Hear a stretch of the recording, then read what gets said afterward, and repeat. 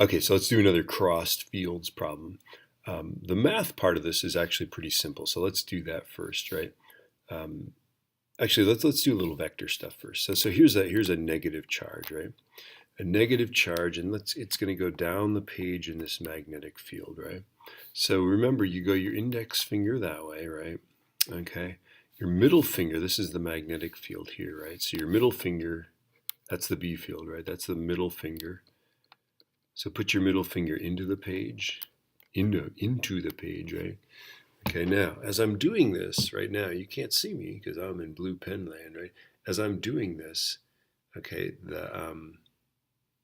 my thumb is pointing to the right, okay? There's going to be a magnetic force to the right, but except that it's a negative charge, right?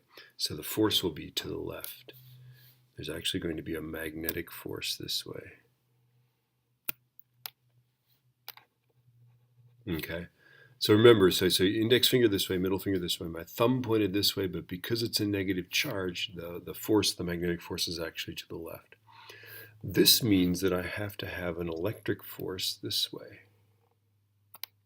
to make it go straight. Okay, the electric force has to counteract the magnetic force. Okay, now let's take a look at this. How do we exert an electric force to the right on an electron? Well, the way we do it is we make this side positive, right?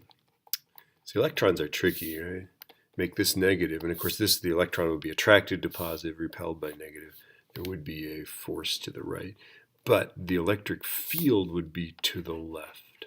Okay, why? Well, because electric field is from positive to negative. Okay, so that's tricky. Or the other way to think about it is if you need an electric force to the right, the electric field will be to the left because electric fields exert a force in the opposite direction on negative charge.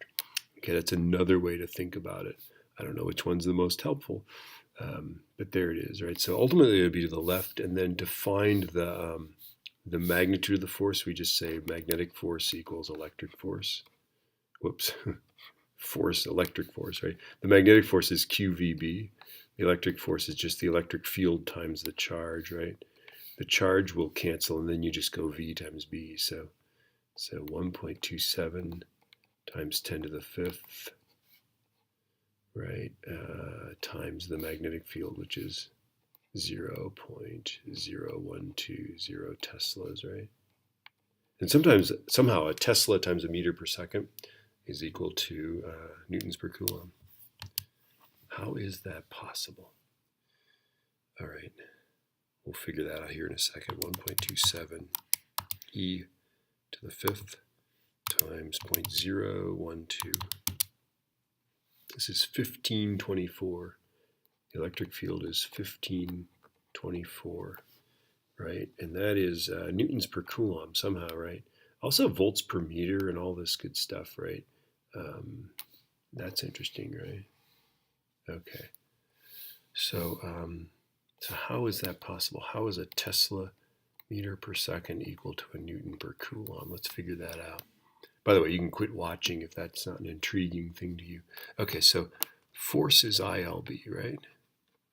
So B has to be, is just force divided by IL, right?